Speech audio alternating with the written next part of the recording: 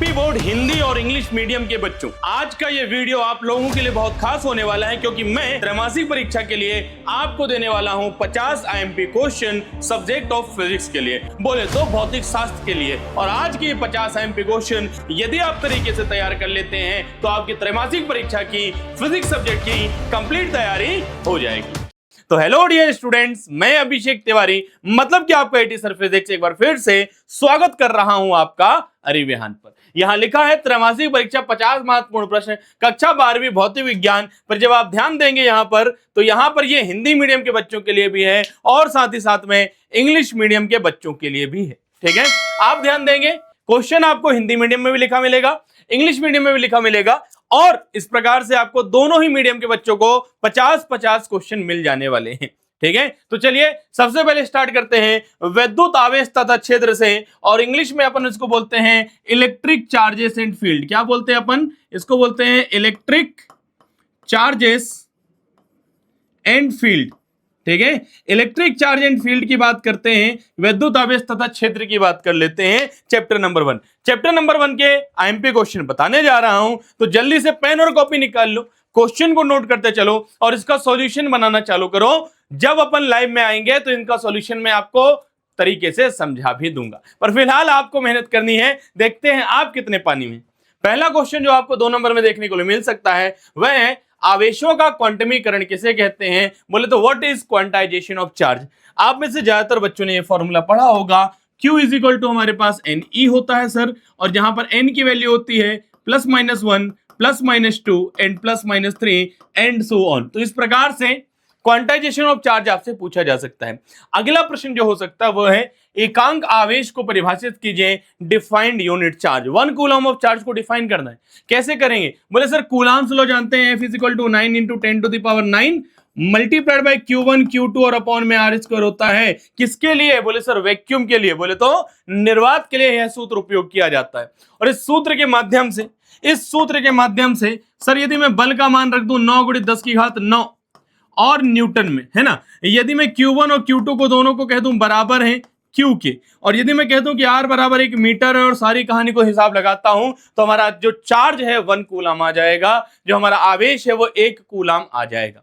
ठीक इसी प्रकार से आपके पास अगला प्रश्न आ सकता है, कूलम के नियम की 2 सीमाएं लिखिए, मतलब write 2 limitations of Coulomb's law. Next अपने पास है आयतन आवेश घनत्व क्या है? What is volume charge density.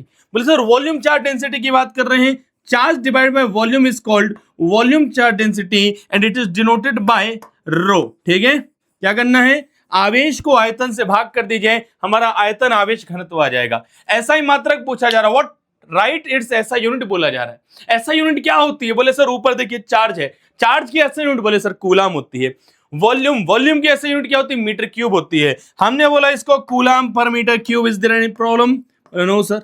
क्या ये चीज बन जाएगा? बोलो यस सर। चलो और क्या क्वेश्चन आ सकते हैं चैप्टर नंबर 1 से? विद्युत क्षेत्र रेखाओं की 2 विशेषताएं लिखिए। Right 2 properties of electric field lines. Plus से निकलती है माइनस पे जाके खत्म हो जाती है, प्लस से निकलती है माइनस पे जाके एंटर कर जाती हैं। 2 इलेक्ट्रिक फील्ड लाइंस एक दूसरे को कभी इंटरसेक्ट नहीं करती, है ना। 2 विद्युत क्षेत्र रेखाएं कभी एक दूसरे को प्रतिच्छेद करती हैं? नहीं करती हैं। बस 2 प्रॉपर्टी, 2 नंबर पक्के। अगला है विद्युत फ्लक्स को बताना है कि व्हाट इज इलेक्ट्रिक फ्लक्स, इसकी ऐसा यूनिट भी बतानी होगी। फाई का फॉर्मूला बहुत सिंपल लिखेंगे, फाई = EA cos θ, और ऐसा यूनिट बनाते तो आपसे बनता ही होगा। ठीक है, चलिए थोड़ा सा और आगे बढ़ते हैं। चैप्टर 1 का 7वां सवाल है, किसी विद्युत द्विध्रुव के कारण अक्षीय स्थिति में किसी बिंदु पर विद्युत क्षेत्र की तीव्रता का व्यंजक नियमित कीजिए। Derive an expression for the electric field intensity at a point on the axial line due to an electric dipole. एक डायपोल है, इसकी एक्सियल पोजीशन में अपने को इलेक्ट्रिक फील्ड इंटेंसिटी निकालनी है। अक्षीय स्थिति में किसी बिंदु पर विद्युत क्षेत्र की तीव्रता ज्ञात करनी है, और फिर अपन को निरक्षीय भी चर्चा में लेकर आना चाहिए। हालांकि यहां पर ये क्वेश्चन इसलिए नहीं दे रहा हूं क्योंकि अक्षीय यदि आपसे बनता है तो निरक्षीय भी आपसे बन ही जाने वाला है। ठीक है, चलो आगे देखते हैं। 7 के बाद 8, 9, 10 मतलब टोटल आपको मिलने वाले हैं चैप्टर नंबर 1 से 10 सवाल। अब आप लोग कमेंट करके ही बताइएगा कि चैप्टर नंबर 1 से जो 10 सवाल आपको मिले हैं, क्या 10 के 10 तैयार नहीं कर डालोगे? बोले कर लेंगे सर। ध्यान से समझो, ये 10 के 10 क्वेश्चन तैयार करना बहुत ज्यादा इंपॉर्टेंट है, और ये तुमने ये 10 क्वेश्चन तैयार कर लिए चैप्टर 1 से, तो ना सिर्फ ये त्रैमासिक की तैयारी हो चुकी है, साथ ही साथ में उस बोर्ड एग्जाम की तैयारी भी हो सकती है, जहां पर आपको सच में परसेंट बनाने इंपॉर्टेंट है। यहां पर भी इंपॉर्टेंट है, ये तो आपको बताता है ना। त्रैमासिक परीक्षा क्या बताती है? त्रैमासिक परीक्षा आपको बताती है कि आप कितने पानी में हो, लेकिन यहां पे आपकी तैयारी बोर्ड एग्जाम की भी हो जाती है। आगे बढ़ते, गॉस का प्रमेय लिखते हुए इसकी सहायता से कूलाम के नियम का निगमन कीजिए। State Gauss theorem and prove coulombs law using it. ठीक है, दो प्रकार के क्वेश्चन आ सकते हैं, या तो डायरेक्ट आपसे बोला कि गॉस थ्योरम लिखो उसको प्रूफ करो, या तो गॉस थ्योरम लिखो लेकिन उससे कूलाम का नियम प्रूफ कर डालो। और अगला क्वेश्चन हो सकता है किसी रेखीय आवेश के कारण विद्युत क्षेत्र की तीव्रता गॉस नियम की सहायता से ज्ञात कीजिए। Derive an expression for the electric field intensity due to a linear charge using Gauss law. ऐसा याद है, प्लस अपन चार्ज बनाया करते थे और फिर उसके बाद क्या करते थे, बोले सर उसके आसपास गॉसियन सरफेस, बोलिए गॉसियन पृष्ठ को इमेजिन किया करते थे, और इसके बाद इसका लेमडा का फॉर्मूला आ जाया करता था। बहुत सिंपल, एक मिनट, लेमडा का फॉर्मूला गलत बोला, लेमडा तो ऊपर आता था, हमारा आता था विद्युत क्षेत्र की तीव्रता, बोले तो इलेक्ट्रिक फील्ड इंटेंसिटी का फॉर्मूला। ठीक है, ये डेरिवेशन भी आपको करना है। तो इस प्रकार से चैप्टर नंबर 1 से टोटल आपको 10 सवाल दिए गए हैं और इन 10 के 10 सवालों को आपको तैयार कर लेना है। आइए इलेक्ट्रोस्टैटिक पोटेंशियल एंड कैपेसिटेंस पे बढ़ते हैं, बोले तो स्थिर विद्युत विभव तथा धारिता पर। कहां पर बढ़ रहे हैं sir? Electrostatic potential and capacitance की तरफ। किस तरफ बढ़ रहे हैं सर? हम बढ़ रहे हैं इलेक्ट्रोस्टैटिक पोटेंशियल एंड कैपेसिटेंस की तरफ, एंड कैपेसिटेंस की तरफ। ठीक है, चलिए भाई, तो स्थिर विद्युत विभव तथा धारिता, ये भी थोड़ा बढ़िया सा चैप्टर होता है। पिछले से आपको चैप्टर 1 से कितने सवाल दिए? बोले सर चैप्टर 1 से आपने दिए हैं 10 सवाल। तो चैप्टर 2 से कितना मिलेगा? बोले सर चैप्टर 2 से हमको मिल जाएगा 10 के साथ 11 सवाल। 11 सवाल आपको मिलेगा चैप्टर नंबर 2 से। और यकीन मानो मैंने तुम्हें केवल 10 सवाल दिए हैं, तुम जब जैसे ये वीडियो देखते हो इन 10 सवालों को आसानी से तुम कर सकते हो, तो तुम्हें करना ही होगा। यदि तुमने ये 10 सवाल नहीं किए, यदि तुम लापरवाही बरतते हो, तुम अभी भी ये सवाल, इंपॉर्टेंट सवाल मिल जाने के बाद तुम पढ़ाई नहीं करते और तुम घूमते हो यहां वहां, तुम सोचते अरे हो जाएगा, 50 मिल गए हैं, एग्जाम के 2 दिन पहले तैयार कर लेंगे, गलती कर रहे हो। और तब गलती का पछतावा होगा जब रिजल्ट आएगा त्रैमासिक का। तो थोड़ा सा तैयारी के साथ, थोड़ा मजेदार तरीके से तैयारी करते हैं ना। ठीक है, तो चैप्टर 2 से जो 11 सवाल होंगे उनमें छोटे छोटे सवाल भी होंगे और डेरिवेशंस भी होंगे। तो आइए छोटे सवालों से शुरुआत करता हूं। पहला क्वेश्चन आ सकता है आपके पास कि समविभव पृष्ठ की 2 विशेषताएं लिखिए। राइट टू प्रॉपर्टीज और कैरेक्टरिस्टिक्स ऑफ इक्विपोटेंशियल सरफेस। क्या होती है इक्विपोटेंशियल सरफेस? बोले सर इक्विपोटेंशियल सरफेस का मतलब हुआ ऐसी सरफेस जिसके हर एक पॉइंट पर पोटेंशियल सेम हो। सम विभव, सम अलग पकड़ो, विभव अलग पकड़ो, ऐसा पृष्ठ जिसके हर एक बिंदु पर विभव समान होता है, सम विभव पृष्ठ कहलाता है। इसकी 2 विशेषताएं लिखनी है और ये आपको पढ़ाई जा चुकी है, ये मैं जानता हूं। ठीक है, झूठ नहीं बोलने का, बैकलॉग सीरीज में चैप्टर 1 और 2 करवाए थे, झूठ मत बोलिएगा। ठीक है, चल आगे बढ़ते हैं। अगला प्रश्न है विभव प्रवणता को परिभाषित करो, डिफाइन पोटेंशियल ग्रेडियंट। क्या होता है भैया, क्या होता है सर? दूरी के साथ विभव में परिवर्तन की दर को, दूरी के साथ विभव में परिवर्तन की दर को क्या कहते हैं? विभव प्रवणता कहते हैं। The rate of change of, क्या बोलेंगे? The rate of change of potential with respect to distance is called as potential gradient. अगला है हमारे पास किसी संधारित्र की धारिता को परिभाषित करते हुए इसका SI मात्रक लिखिए तथा इसे प्रभावित करने वाले कारक लिखिए। क्या क्वेश्चन आ सकता है? Define the capacitance of a capacitor, right it's SI unit, right the factors affecting it. ठीक है, कैपेसिटेंस बताना है, साथ ही साथ में क्या करना है? SI यूनिट लिखना है। क्या होती है? फैराडे होती है। ठीक है, आगे बात करेंगे right the factors affecting it. आगे बढ़ते हैं, विद्युत क्षेत्र और विभवांतर में संबंध स्थापित कीजिए। Establish the relation between electric field and electric potential difference. क्या फॉर्मूला आएगा? इस फॉर्मूले का डेरिवेशन करना है कि electric field intensity is equal to negative of the potential gradient. क्या? विद्युत क्षेत्र की तीव्रता विभव प्रवणता के ऋणात्मक मान के बराबर होती है। ठीक है, आइए अगले प्रश्नों की ओर प्रस्थान करते हैं। अगले प्रश्नों में आपको दिखाई देगा गोलाकार संधारित्र की धारिता के लिए सूत्र स्थापित कीजिए, मतलब कि derive an expression for the capacitance of a spherical capacitor. बहुत प्यारा फॉर्मूला आया था, C is equal to 4 pi epsilon naught R। इस फॉर्मूले का आपको प्रॉपरली तरीके से क्या करना है? डेरिवेशन करना है। बहुत कम अंक में आएगा, बहुत शॉर्ट में होता है, बन जाएगा आप लोगों से। नहीं बनेगा तो लाइव में हम पढ़ाने के लिए आएंगे आपके लिए। चलिए आगे बढ़ करेंगे। संधारित्र में संचित ऊर्जा का व्यंजक स्थापित कीजिए। Derive an expression for the energy stored in capacitor. क्या फॉर्मूला आता है? बोले सर ½ CV²। याद है कि भूल गए? बोले यू लिखेंगे सर। क्या? बोले सर u लिख दीजिएगा, ठीक है, u is equal to half CV square, इसका फॉर्मूला डेरिवेशन करना है। फिर दो प्रश्न आ सकते हैं आपके पास, जो एक्चुअली में ये एक बड़ा प्रश्न है। Derive an expression for the potential at a point due to a point charge, किसी बिंदु आवेश के कारण किसी बिंदु पर विभव के लिए व्यंजक प्राप्त कीजिए। मतलब क्या है, बहुत सिंपल, एक पॉइंट होगा O, इस पॉइंट O पर क्या रखा होगा सर, इस पॉइंट O पर कुछ Q चार्ज रखा होगा, इससे R दूरी पर कोई दूसरा पॉइंट होगा P, यहां पर अपन को विभव बोले तो पोटेंशियल का फॉर्मूला डिराइव करना है। बहुत लंबा प्रोसेस हुआ करता था, समाकलन बोले तो इंटीग्रेशन करते थे, कहां से, इंफिनिटी से लेकर R तक, और फॉर्मूला बाद में आता था V बराबर 1/4 पाई epsilon not Q divide by R। ये अपना पोटेंशियल का फॉर्मूला है, जिसका डेरिवेशन आपको सीख लेना है, एग्जाम के लिए इंपॉर्टेंट है। आइए अगले प्रश्न पर आते हैं। श्रेणी क्रम संयोजित संधारित्रों का नामांकित चित्र बनाइए, तुल्य धारिता के लिए सूत्र स्थापित कीजिए। मतलब कि लेबल डायग्राम बनाना है, कैपेसिटर कनेक्टेड इन सीरीज। अब जैसे कैपेसिटर कनेक्टेड इन सीरीज आ सकता है, क्या फॉर्मूला होता है, 1/C is equal to 1/C1 plus में 1/C2 प्लस में 1/C3, ठीक है। जैसे सीरीज में आ सकता है, वैसे आपके पास क्वेश्चन आ सकता है पैरेलल कॉम्बिनेशन का। समांतर क्रम में संयोजित संधारित्रों के लिए नामांकित चित्र बनाना है, तुल्य धारिता का फॉर्मूला बनाना है। क्या बनता है sir formula, C is equal to C1 plus में C2 प्लस में C3। क्या मन में कोई तकलीफ, बोले नहीं सर। क्या ये डेरिवेशन बन जाएंगे, पढ़ा होगा, बैकलॉग सीरीज में पढ़े थे कि नहीं पढ़े थे, नहीं पढ़े तो कोई तकलीफ वाली बात नहीं है, पढ़े थे तो तुमसे ये पहले से बनता होगा। उन्नति बैच में पढ़ रहे हो तो भी पहले से बनता होगा, और यदि कहीं नहीं पढ़ रहे हो तो तुमको बता दूं, इसके लिए भी अपन एक बढ़िया से YouTube लाइव लेकर आएंगे, वो आपकी डिमांड पर है, पर लेकर आएंगे आपके लिए, जिससे आपकी पढ़ाई में 4 चांद लग जाएंगे। चलिए आगे बढ़ते हैं अगले प्रश्न की तरफ। समांतर पट्टिका संधारित्र की धारिता का व्यंजक निर्मित कीजिए। Derive an expression for the capacitance of a parallel plate capacitor. क्या फॉर्मूला आ जाएगा भैया पैरेलल प्लेट कैपेसिटर के लिए, एप्सिलॉन नॉट A अपॉन में D। क्या फॉर्मूला बनता है, C बराबर आता है एप्सिलॉन नॉट A अपॉन में D। यदि परावैद्युत माध्यम हुआ तो क्या कीजिएगा, बोले सर K लगा दीजिएगा, और ये अपना एक और फॉर्मूला तैयार हो चुका है।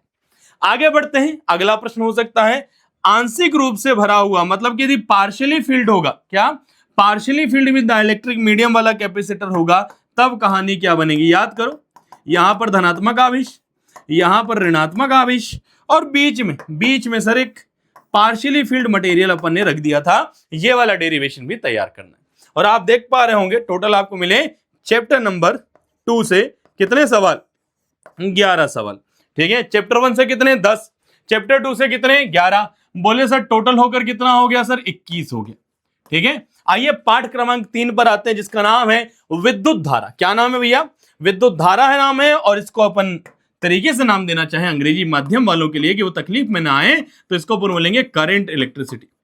क्या नाम देंगे, इसको नाम दे देंगे अपन करंट इलेक्ट्रिसिटी। क्या कोई तकलीफ वाली बात, बोले नहीं सर। क्या ये सारी चीज अच्छी है, बोले हाँ सर। चलो आइए चैप्टर नंबर 3, जो आपको शायद लगता हो कि थोड़ा आसान है, थोड़ा छोटा चैप्टर है, उसमें से भी छोटे बड़े सारे सवाल देख लेते हैं। कॉपी पेन लेकर बैठे हो कि नहीं बैठे हो, देखो भाई, अब यदि ये कर रहे हो कि तुम केवल वीडियो देख ले रहे हो और सोच रहे हो जाएगा काम, तो नहीं चलेगा। कॉपी पेन लेकर बैठिए, टॉपिक देखो, अपना हिंदी मीडियम वाले हिंदी से लिख लीजिए सवाल, इंग्लिश मीडियम वालों को कहना चाहूंगा इंग्लिश से सवाल लिख लीजिए, और अपने सारे क्वेश्चन ऐसे कॉपी में नोट करो। Chapter 1 10 question, chapter 2 11 question, chapter 3 10 question. तो इस प्रकार से यदि आप हर चैप्टर के 10-11 क्वेश्चन लिख लोगे और केवल 10 क्वेश्चन तैयार कर लोगे, तुम्हारा काम हो जाएगा। चलो चैप्टर नंबर 3 पर आते हैं। धारा घनत्व को परिभाषित कीजिए, इसका ऐसा ही मात्रक तथा विमेय सूत्र लिखिए। Define current density, write its ऐसा unit and dimensional formula. Current density का फॉर्मूला क्या था sir, J is equal to I upon में A। 1 मीटर स्क्वायर से निकलने वाली जो करंट होती है वही को अपन कह लेंगे करंट डेंसिटी। कोई तकलीफ नहीं सर। आगे गतिशीलता को परिभाषित कीजिए, इसका ऐसा ही मात्रक तथा विमेय सूत्र भी लिखिए। डिफाइन मोबिलिटी, राइट इट्स ऐसा unit and dimensional formula. Mobility क्या हुआ करती थी, बोले sir mu is equal to हुआ करता था VD अपॉन में E। क्या होता था, VD अपॉन में E होता था, इसको अपन कहते हैं मोबिलिटी, बोले तो गतिशीलता। ठीक है, याद रखो, ये तुम क्वेश्चन को थोड़ा ध्यान से समझ रहे हो, थोड़ा तरीके से चीजें समझ पा रहे हो, तो तुम्हें एक चीज हर बार कॉमन दिखाई देगी। ध्यान दो, ये क्या लिखा हुआ है, ध्यान दो क्या लिखा है, ऐसा ही मात्रक, बोले ऐसा यूनिट और डायमेंशनल फॉर्मूला पूछा जाता है, ऐसा यूनिट और डायमेंशनल फॉर्मूला पूछा जाता है।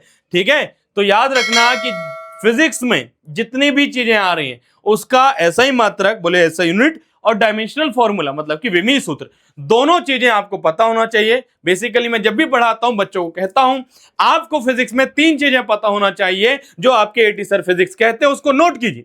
पहला एसआई यूनिट क्या है, दूसरा डायमेंशनल फॉर्मूला क्या है, तीसरा उसका नेचर क्या है, प्रकृति क्या है, स्केलर क्वांटिटी है कि वेक्टर क्वांटिटी है, अदिश राशि की सदिश राशि है।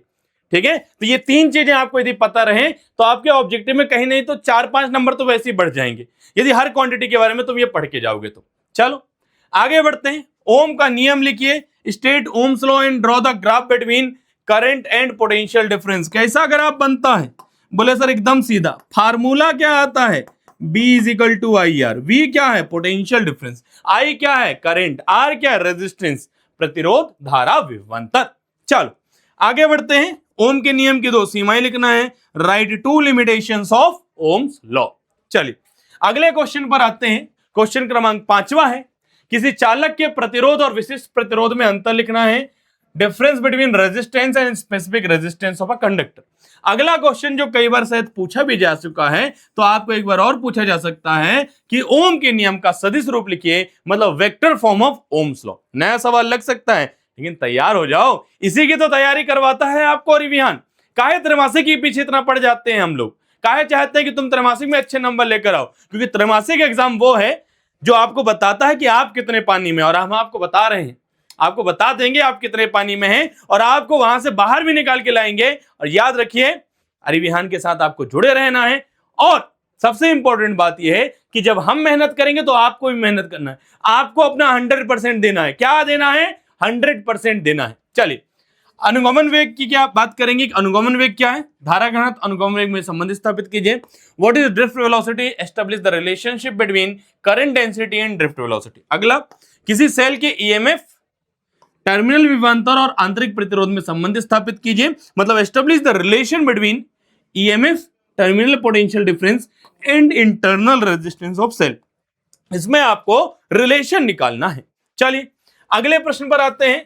किरचॉफ के नियम, बोले किरचॉफ के लॉ तरीके से एक्सप्लेन करना है। और अगला क्वेश्चन जो आपको आ सकता है वो है व्हीट स्टोन ब्रिज को निम्न बिंदुओं के आधार पर समझाइए। बोले तो व्हीट स्टोन ब्रिज के बारे में टोटली एक्सप्लेन करना है आपको। ठीक है, डायग्राम बनाना है, आपको प्रूफ करना है P upon Q is equal to R upon S हुआ करता है। और जहां पर P और Q, R और S सब क्या है, रेजिस्टेंस, बोले तो प्रतिरोध।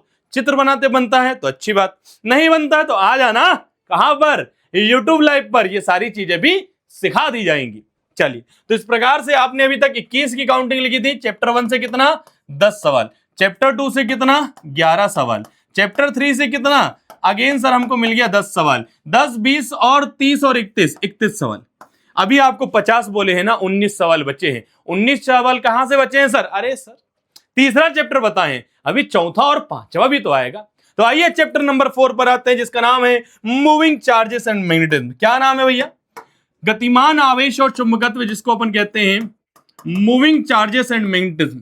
क्या, मूविंग चार्जेस एंड मैग्नेटिज्म। ठीक है, चलो तो मूविंग चार्जेस एंड मैग्नेटिज्म की तरफ बढ़ जाते हैं और देखते हैं इससे क्या सवाल आ सकते हैं। थोड़े 19 सवाल बचे हैं ना। 19 सवालों में भी चैप्टर 4 और 5 से मैं आपको बता दूं, चैप्टर 4 से कुछ बड़े सवाल आपको दूंगा और चैप्टर 5 से छोटे छोटे और प्यारे प्यारे से सवाल दूंगा। चैप्टर 5 बहुत बड़ा नहीं है, याद करने से भी काम हो जाया करता है, लेकिन चैप्टर 4 में उतने ही बड़े सवाल आते हैं। मैंने किसी वृत्ताकार कुंडली के अक्ष पर छोड़ दिया है, एक बहुत अनंत लंबाई का सीधा तार था उसको भी छोड़ दिया है। बड़े सवाल हैं, त्रैमासिक में शायद नहीं दिए जाने चाहिए, पर जो इंपॉर्टेंट होना चाहिए उसको लेकर आया हूं। तो चलो कॉपी पेन निकाल लिया होगा, चैप्टर नंबर 4 हेडिंग डाल दो। इंग्लिश मीडियम वाले इंग्लिश वाला नोट कीजिएगा और हिंदी मीडियम वाले हिंदी वाला नोट कीजिएगा। चलिए ये क्वेश्चन आ चुका है पहला वाला आपके बोर्ड एग्जाम में। सदिश रूप में बायो-सैवर्ट का नियम लिखिए। बोले तो right bio-Savart law in vector form. अगला आ चुका है भैया लॉरेंज बल क्या है, इसका सूत्र लिखिए। What is Lorentz force, write its formula. अगला क्वेश्चन है एक समान चुंबकीय क्षेत्र में लंबवत प्रवेश करने वाले आवेशित कण की चाल अपरिवर्तित रहती है, कारण स्पष्ट कीजिए। एक चार्ज पार्टिकल है, उसकी स्पीड क्या रहती है, कांस्टेंट रहती है, बदलती नहीं है। क्यों नहीं बदल रही है इसके बारे में एक्सप्लेन करना है। एम्पियर का परिपथीय नियम लिखिए एवं प्रूफ कीजिए। State Ampere circular law. क्या होता है Ampere circular law? B dot में डीएल क्या आता है सर? बी डॉट में डीएल आता है सर म्यू नॉट इंटू में आई। ये सूत्र आपको ना सिर्फ बताना है, उल्टा प्रूफ भी करके बताना है, ठीक है। State and proof ampere circular law. चलिए अगले पर आते हैं। अगला क्या है भैया? धारावाही वृत्ताकार कुंडली के केंद्र पर चुंबकीय क्षेत्र की तीव्रता के लिए व्यंजक स्थापित कीजिए। Derive an expression for the intensity of magnetic field at the center of current carrying circular coil। ध्यान दीजिएगा, करंट कैरिंग सर्कुलर कॉइल की बात कर रहे हैं। इस प्रकार से इसका मान लीजिए रेडियस हमारे पास आर है, तो इसके अंदर मैग्नेटिक फील्ड का फॉर्मूला, यदि एन टर्न होंगे तब के हिसाब से बता दूंगा आपको। फॉर्मूला आता है म्यू नॉट एन आई और अपॉन में क्या आ जाता है 2r। इस फॉर्मूले का डेरिवेशन आपको करना है। कहां से बन जाएगा? एम्पियर सर्कुलर लॉ से, ठीक है। चलिए अगला, परिनालिका क्या होती है? सोलेनोइड क्या होता है भाई? परिनालिका के अंदर चुंबकीय क्षेत्र के लिए व्यंजक स्थापित कीजिए। Derive an expression for the magnetic field inside a solenoid. कोई सोलेनोइड है हमारे पास। सोलेनोइड क्या होता है सर? वही स्प्रिंग वाला। सोलेनोइड के अंदर मैग्नेटिक फील्ड का फॉर्मूला यदि डिराइव करना है तो क्या फॉर्मूला आता है? बोले सर आता है formula B is equal to mu naught N I. छोटका एन क्या बता रहा है? छोटका एन बता रहा है प्रति एकांक लंबाई में। छोटा एन क्या बता रहा है? प्रति एकांक लंबाई में फेरों की संख्या। बोले तो number of turns per unit length. यदि मैं बात करूं इस एन की, तो इस एन का फॉर्मूला होता है total number of turns divide by length. फेरों की कुल संख्या बटे में क्या आ जाएगा? लंबाई। चलिए अगला प्रश्न आ सकता है, चुंबकीय क्षेत्र में धारावाही चालक पर बल का व्यंजक स्थापित कीजिए। Establish N expression for the force acting on a current carrying conductor in a magnetic field. Formula क्या बोला जाता है? बिल साइन थीटा, ठीक है। चलिए अगला हमारे पास, मान लो कि हमारे पास दो करंट कैरिंग कंडक्टर है, दोनों में सेम डायरेक्शन में करंट फ्लो हो रहा है। ये एक दूसरे को आकर्षित करेंगे कि प्रतिकर्षित करेंगे? दो तार हैं, सेम डायरेक्शन में करंट फ्लो हो रहा है, अट्रैक्ट करेंगे रिपल करेंगे? बोले सर इनमें होगा अट्रैक्शन। क्या देखने को मिलेगा? अट्रैक्शन देखने के लिए मिलेगा सर। बोले तो सर आकर्षित करेंगे। क्या होगा सर? आकर्षण देखने को मिल जाएगा। अपोजिट डायरेक्शन में करंट फ्लो होगा सर, प्रतिकर्षण बोल रिपल्शन देखने के लिए मिल जाएगा। पर इन दोनों के बीच में लगने वाले फोर्स का फॉर्मूला, इन दोनों के बीच में लगने वाले फोर्स का फॉर्मूला, बल का फॉर्मूला भी बनाना है। म्यू नॉट I1 I2 करके आया करता था, थोड़ा याद तो कीजिए भाई। अगला है शंट किसे कहते हैं? शंट का क्या करना है भैया? प्रिंसिपल एक्सप्लेन करना है। याद करो गैल्वेनोमीटर को हानि से बचाने के लिए उसके साथ समांतर क्रम में, बोले तो पैरेलल में एक एकदम स्मॉल रेजिस्टेंस का, क्या स्मॉल अल्प प्रतिरोध स्मॉल रेजिस्टेंस क्या करते थे? तार ऐड करते थे जैसे गैल्वेनोमीटर खराब होने से बच जाए। इसी को बोलते हैं शंट। बाकी कैलकुलेशन वैसे तो समझाया जा चुका है, नहीं आएगा तो कब आएंगे? यूट्यूब पर लाइव आएंगे, वहां से आप लोग पढ़ डालेंगे। अभी खुद से ट्राई करो, इसलिए बहुत दिन पहले से मैं सवाल देकर जा रहा हूं 50 IMP। खुद से ट्राई करने के लिए इसलिए कह रहा हूं। देखो तुम ध्यान देना, तुम अप्रैल से पढ़ रहे हो, अप्रैल मई जून जुलाई अगस्त 5 महीने हो गए ना। अप्रैल मई जून जुलाई अगस्त, यही है 5 महीने हो गए। अब चलो 5 अगस्त छोड़ दो, 4 महीने फिर भी हो गए ना। 4 महीने में तुमने क्या मेहनत की? बोर्ड एग्जाम में अच्छा रिजल्ट लाना चाहते हो। बोले सर 75% के ऊपर आ जाएगा ना तो 25,000 मिलता है सर, हमने सुना है, हम वही लाना चाहते हैं। कोई कह रहे सर 90% के ऊपर, कोई कह रहा है स्टेट रैंक 1 बनाना है। कैसे बनाओगे यदि तुमने ये 4 महीने में कुछ नहीं पढ़ा है? इसलिए कह रहा हूं 50 क्वेश्चन जो दे रहा हूं उसकी पहले खुद से तैयारी करो, खुद से देखो कि तुमसे कितना बनता है, और तब अपन YouTube लाइव पर तरीके से पढ़ेंगे। इसको रिवीजन करके आओगे तो पढ़ने में मजा आएगा, नहीं तो YouTube लाइव में भी आकर बोलोगे सर नहीं समझ में आया, एक बार रिपीट कर दीजिए ना प्लीज, ठीक है। तो थोड़ा तरीके से पढ़ाई पर फोकस कर लो। चलो आगे बढ़ते हैं।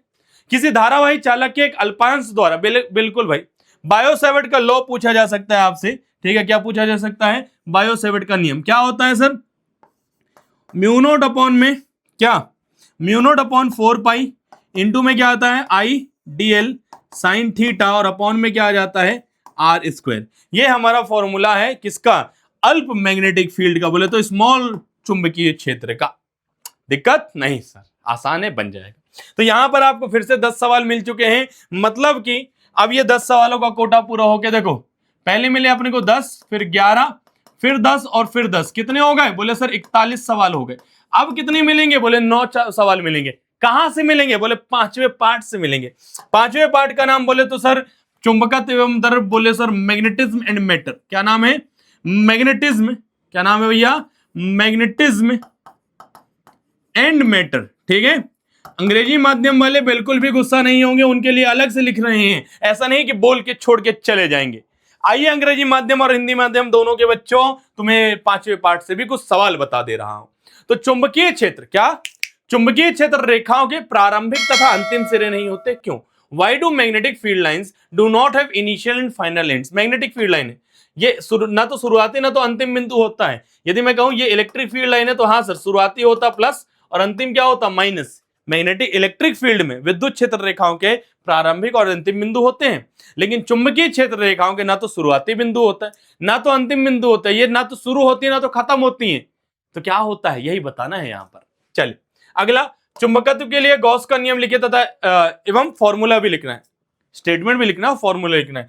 गॉस थ्योरम यहां पर भी आएगा, इसका स्टेटमेंट भी लिखिए और फॉर्मूला भी लिखिए। अगला, चुंबकीय क्षेत्र रेखाओं के कोई दो गुण लिखिए, right any two properties of magnetic field lines. अगला, चुंबकीय द्विध्रुव आघूर्ण, जैसे विद्युत द्विध्रुव आघूर्ण होता था वैसे चुंबकीय द्विध्रुव आघूर्ण भी होता है। चुंबकीय द्विध्रुव आघूर्ण का फॉर्मूला क्या होता है, ऐसे ही मात्रक क्या होता है, यहां पर पूछा गया है। जैसे कि आपका इलेक्ट्रिक डायपोल मोमेंट होता था वैसे होता है मैग्नेटिक डायपोल मोमेंट। पूछा जा सकता है क्या होता है, इसका फॉर्मूला पूछा जा सकता है और पूछा जा सकती है इसकी एसआई यूनिट। ठीक है, 4 सवाल हो गए, आपको 5 और देने हैं, तो आइए 5 और करते हैं। ये तो 4 ही हो गए, एक और पीछे लिखा हुआ है बता दूंगा। आइए, चुंबकीय क्षेत्र रेखाओं और विद्युत क्षेत्र रेखाओं में 2 डिफरेंस बताना है। एक तो यही वाला हो गया कि सर विद्युत क्षेत्र रेखाओं के प्रारंभिक और अंतिम सिरे होते हैं, चुंबकीय क्षेत्र रेखाओं के नहीं होते। ठीक है, क्या क्वेश्चन है, fundamental difference between magnetic field lines and electric field lines. Magnetic field lines के ना तो इनिशियल पॉइंट होता है ना तो एंड पॉइंट होता है, जबकि इलेक्ट्रिक फील्ड लाइन का इनिशियल और एंड पॉइंट हुआ करता है। अगला, किसी पदार्थ के चुंबकन को परिभाषित कीजिए, मैग्नेटाइजेशन को एक्सप्लेन करना है। चुंबकीय प्रवृत्ति बताना बोले तो सर मैग्नेटिक ससेप्टिबिलिटी क्या होती है ये बताना है। अगला, अनुचुंबकीय पदार्थ किसे कहते हैं, पैरामैग्नेटिक सब्सटेंस क्या होते हैं ये बताना है, इसके एग्जांपल बताने।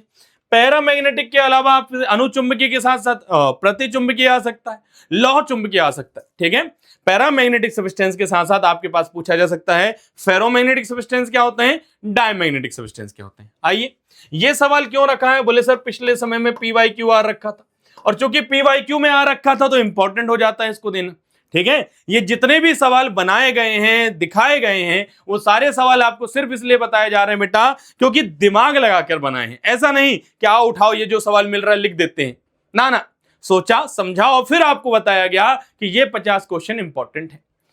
एक समान चुंबकीय क्षेत्र में स्थित चुंबक पर लगने वाले बल युग्म आघूर्ण का व्यंजक स्थापित कीजिए। Establish N expression for the torque acting on a magnet placed in a uniform magnetic field. एक यूनिफॉर्म मैग्नेटिक फील्ड है, बोले सर इस प्रकार की यूनिफॉर्म मैग्नेटिक फील्ड है और यहां पर सर हम एक चुंबक रख दे रहे हैं। क्या, यहां पर सर हम एक चुंबक रख दे रहे हैं, इस पे लगने वाला टॉर्क का फॉर्मूला बताओ, बोले sir mb sin theta. Electric field में होता तो क्या होता सर, इलेक्ट्रिक फील्ड में यदि इलेक्ट्रिक डायपोल रखा होता तो P sin थीटा आता, क्योंकि यहां पर मैग्नेटिक फील्ड बोल रहे हैं इसलिए mb sin थीटा आएगा। याद करो, पहले से 10 सवाल सर, दूसरे से 11 सवाल, तीसरे से 10, चौथे से 10, पांचवे से 9 सवाल। बोले सर 9 और 1 10, हासिल आई 1 1 2 3 4 5, बोले सर 50 IMP क्वेश्चन आपको दिए जा चुके हैं। अब किस चीज की देरी है, बोले सर किसी चीज की नहीं है। पेन और कॉपी लेकर आप लोग इस चीज को नोट कर रहे थे और यदि सारी चीजें नोट कर चुके हो तो फिर क्या बचा है, कुछ नहीं बचा है, सिर्फ और सिर्फ तुमको खुद से तैयारी करनी है। तो अब यकीन मानो, थोड़ा सा मुझसे वादा करके जाओ, मुझसे वादा करके जाओ कि हाँ तुम ये सब करके रखोगे, हाँ तुम ये सब करके रखोगे। अभी टीवी भी सब छोड़ देने का, इंस्टाग्राम छोड़ देने का, यूट्यूब छोड़ देने का, केवल यूट्यूब पर आएंगे तो पढ़ाई के लिए। वादा करो कि जब तुम यूट्यूब पर आओगे तो केवल और केवल पढ़ाई के लिए आओगे, यहां वहां की फालतू चीजें छोड़ दोगे और केवल पढ़ाई पर फोकस करोगे। देख भाई, जो स्टेट रैंक 1 पर पहुंचता है ना, जो भी स्टेट रैंक 1 पर पहुंचता है उसके 2 की जगह पे 3 हाथ नहीं होते, 2 की जगह पे 3 हाथ नहीं होते, 2 आंखों की जगह पे 4 आंखें नहीं होती, 24 की जगह पे 38 घंटे नहीं होते। उतना ही समय उतना सब कुछ है, लेकिन थोड़ी ज्यादा मेहनत करता है, थोड़ा ज्यादा सेक्रीफाइस करता है, बाकी चीजों को छोड़कर केवल पढ़ाई पे फोकस करता है। 1 घंटे का खेल जरूर खेल लेना और सेहत अच्छी रखने के लिए बोल रहा हूं, और कुछ मत करना, कहीं टाइम वेस्ट मत करना, सिर्फ केवल पढ़ाई करना, क्योंकि यदि तुमने लापरवाही की तो दिक्कत होगी। मैं हर बार बच्चों से बोलता हूं, एक बार फिर से कहूंगा कि आओ तुम मेरे साथ शपथ लो। ठीक है, देखो शपथ लीजिए, मैं शपथ लेता हूं, कमेंट सेक्शन में ये शपथ दिख जानी चाहिए मुझे, मैं शपथ लेता हूं कि मैं हर रोज अपना 100% दूंगा। अपना देखो, तुम गर्मी की छुट्टियों में नहीं पढ़ रहे थे, मान लिया नहीं पढ़ रहे थे, तुम गर्मी की छुट्टी में समय था कि नहीं समय था, बोल ध्यान से सोच कर देख। अप्रैल में पढ़ाई स्टार्ट हो गई थी ना, अप्रैल मई जून जुलाई पढ़ सकते थे ना, कहीं ना कहीं तुम में से बहुत सारे बच्चे ऐसे जिन्होंने लापरवाही की होगी, लेकिन अब मत करो, अभी भी समय है, मत करो। अंत समय में जाकर, एकदम अंत समय जाके पढ़ाई छोड़ने की कोशिश करोगे, तब भी कुछ ना कुछ लेकर तो आएंगे, मजबूरी है। लेकिन यदि तुम अभी से मेहनत करोगे तो बहुत फायदा होगा। अपना 100% दो। मेरा मुकाबला किसी और से नहीं है, खुद से है। खुद को चैलेंज करो कि मैं डिस्ट्रैक्ट नहीं होऊंगा, मैं यहां वहां भटकूंगा नहीं, अपने रास्ते से नहीं भटकूंगा, मुझे पढ़ना है। मेरा मुकाबला खुद से है, किसी और से नहीं है। परीक्षा के बाद मुझे खुद से यह नहीं कहना पड़ेगा कि काश थोड़ी और मेहनत कर लेता, नहीं कहना पड़ेगा। अपना 100% दो ना, अपना 100% दो, फुल मेहनत करो। फिर परीक्षा के बाद ये नहीं कहना पड़ेगा कि काश थोड़ी सी और मेहनत कर लेता यार, काश थोड़ी और मेहनत कर लेता। मार्क्स 90 आएंगे या 90 के ऊपर चले जाएंगे, इससे फर्क ही नहीं पड़ेगा, क्योंकि जीत आपकी होगी, क्योंकि मैंने अपना सब कुछ दिया है, मैंने अपना 100% दिया है। यह शपथ मुझे कमेंट में दिख जानी चाहिए, दिख जाना चाहिए कि आप कितने तत्पर हैं त्रैमासिक परीक्षा को लेकर और अपने स्टेट बोर्ड के एग्जाम को लेकर। तो इन शब्दों के साथ में इस लेक्चर की समाप्ति करता हूं। मिलेंगे अपन YT लैब पर फिर से एक बार, तब तक के लिए बस यही कहना चाहूंगा, पढ़ाई करते रहिए। All the very best, good day and thank you.